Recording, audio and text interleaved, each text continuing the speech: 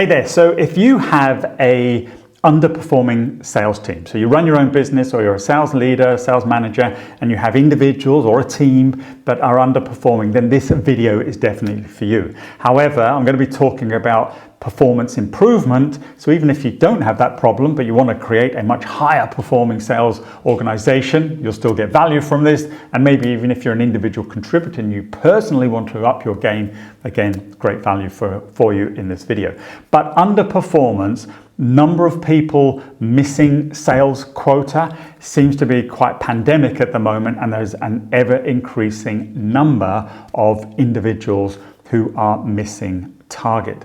And now I say that because of my own experience of people that I work with, and there's empirical evidence as well and data and reports being produced are actually supporting this as well. Now, in case you don't know me, my name is Brian Conway. I've been in sales for over 30 years, specifically tech sales, but sales is sales. And I have for the last 20 years also been quite privileged to work with some of the biggest tech companies around the world, teaching, training, coaching, and facilitating the improvement of their sales performance. So I've learned a lot that I can leverage, but also I want to share just some of the things that I do share and teach to some of those organizations so you may get the benefit of that as well. Now, I'm just going to come to my whiteboard here, and if we just think about just some of the things that we have seen since about 2011, okay, there has been a gradual decrease in sales performance.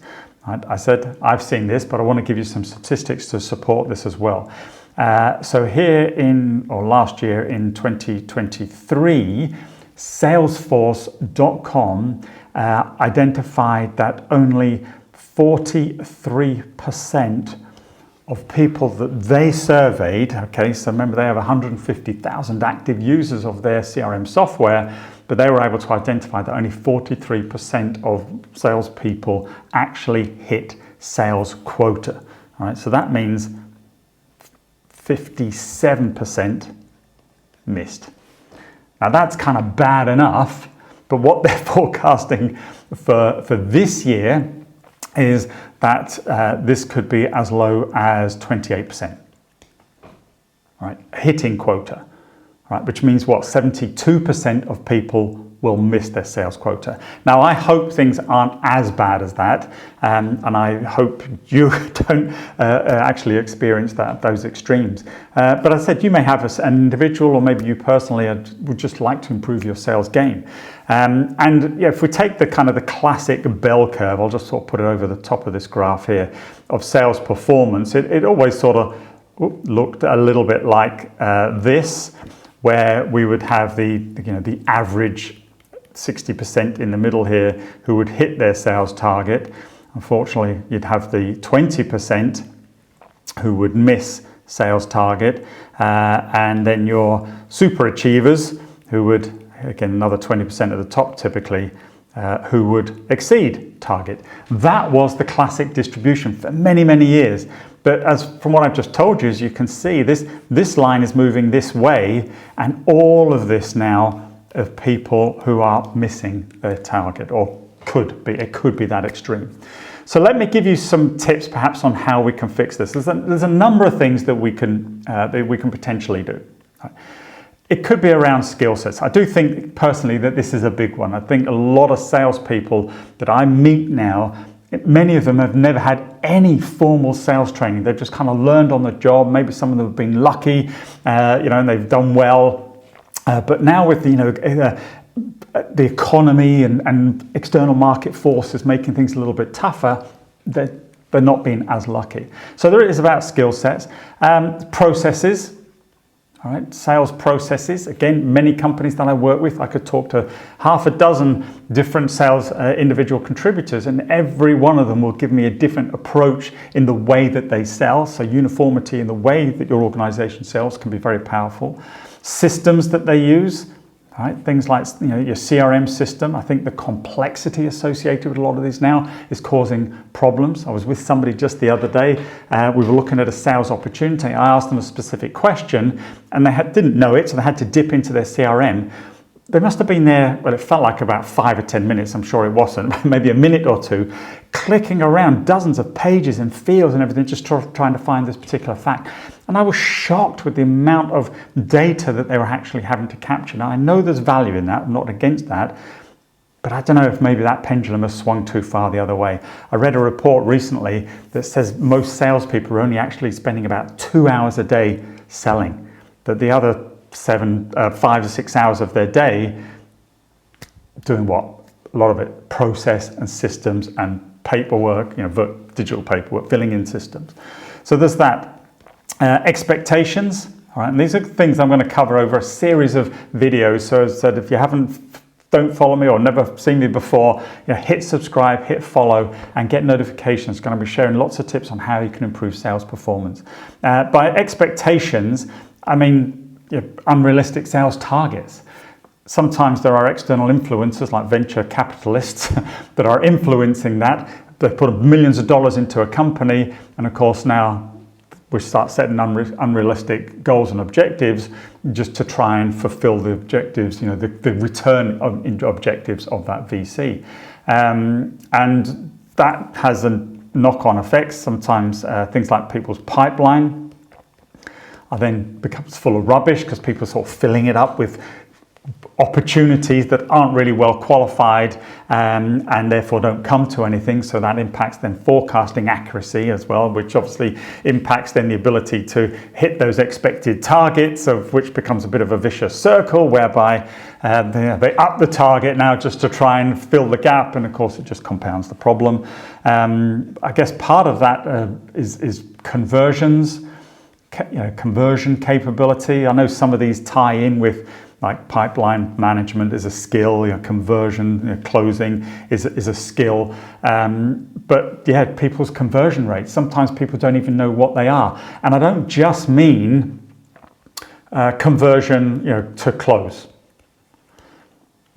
Coming back to process, there often is a uniform sales process that many organizations can follow. Maybe you generate a lead, that lead then becomes a sales conversation. From that conversation, you get commitment to run a demo. From the demo, maybe you get the commitment from a customer to then run some kind of workshops with them so you can personalize things, which allows you to then run a POC, which actually becomes the close. But what are the percentage conversion rates at these different levels? Right, so that's one thing I would ask you to perhaps take away from this video. Right, I want to give you one piece of homework, is what is this, I call it the revenue roadmap. What is your roadmap to the close, to making revenue? What are those stages? Because if you can identify what they are, and I agree they may change and shift ever so slightly with each customer, but if you have a much more defined roadmap for a sales process, that means then you can get consistency in the way you sell, and that improves performance. But you have these micro conversion points throughout that process.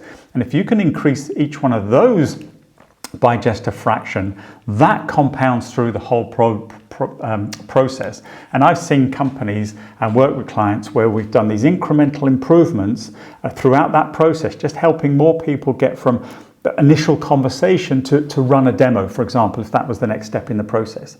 It gives a lot more clarity to your salesperson with regards to what they're trying to achieve in each individual engagement with their prospects, but it also gives you the ability to tweak those and improve the performance of those conversions. And as I said, I've had clients where we've improved just some of these at like 10% incrementally through the process, and it's doubled their top line revenue. So there's a whole host of things here, but to take one thing away, why don't you do that? Sit down either as an individual and say, how do we sell? Speak, if you've got multiple sellers, just ask them, what process do you go through? What process do you go through? And just look for any consistencies, and particularly those that are top achievers, see what they do, and start to define that as a uniform way of selling for your company. And then you can define those steps. You can see more clearly where people are. This helps you then with accuracy of forecasting, because you start to improve the probabilities of closing business because you know where the weaknesses are. But it gives you data that you can manage and improve at an incremental level, rather than just trying to boil the ocean and go from, we've missed sales target by 60%, I'm going to now increase the sales target by 60%, because if we miss by 60%, in theory, we should hit it. No, it doesn't work like that. Okay, you can't just move the bar, the goalposts, in the hope that that improves performance. The problem is more fundamental than that. So just one thing I think we can start to think about, and over the coming weeks I'm going to be sharing lots of tips in here of different things that you can do to address all these kind of different points, different skill sets that you can start to look at. Maybe more on process, which we looked a little bit about today. How do we manage that pipeline? How do we improve conversions? Remember, what I always say, there's only really a few things that you need to do to be successful. This is my definition of sales up the top here. To find people who have a need for your product or service, and then show them how your product or service meets that need. So what have we got? Prospecting, discovery to identify what that need is, presentation skills to show how that product therefore meets that need. And if you can do that, that's how you start to close business. And these are just stages of a sales pipeline. Leads, discovery, right? Demonstration, it could be a demo perhaps, whatever. It could be the final presentation that shows the value that you offer. So they could be the stages. And if we can improve by a percentage the volume of leads that your company gets, or improve the quality of the discovery so they get more customers actually interested in finding out more and moving through the sales pipeline, sales process, and then get better at doing demos and making them more impactful so customers really want what it is that you just showed them because they can see how well it meets their needs, then you're going to start generating hungry buyers, which will increase your overall sales conversions. All right. So listen, thanks for your time today. I hope you found that valuable. There's just one thing. What is that process? Define those stages. I call it your revenue roadmap. This is what I do with my clients. If you want me to help you, reach out to me. I can work with you to address all of these issues if you have underperforming salespeople. I run a service called Fractional Sales Coach, where I will come in and be your trainer and sales coach. Instead of you expecting you to do it or your sales management team to do it, it's not their area of expertise. They're sales managers and leaders. They're experts in sales. I can bring in the expertise in sales training and coaching. If you're interested and want some help, I'm just throwing that out there. But take away what I've discussed today, do something with it.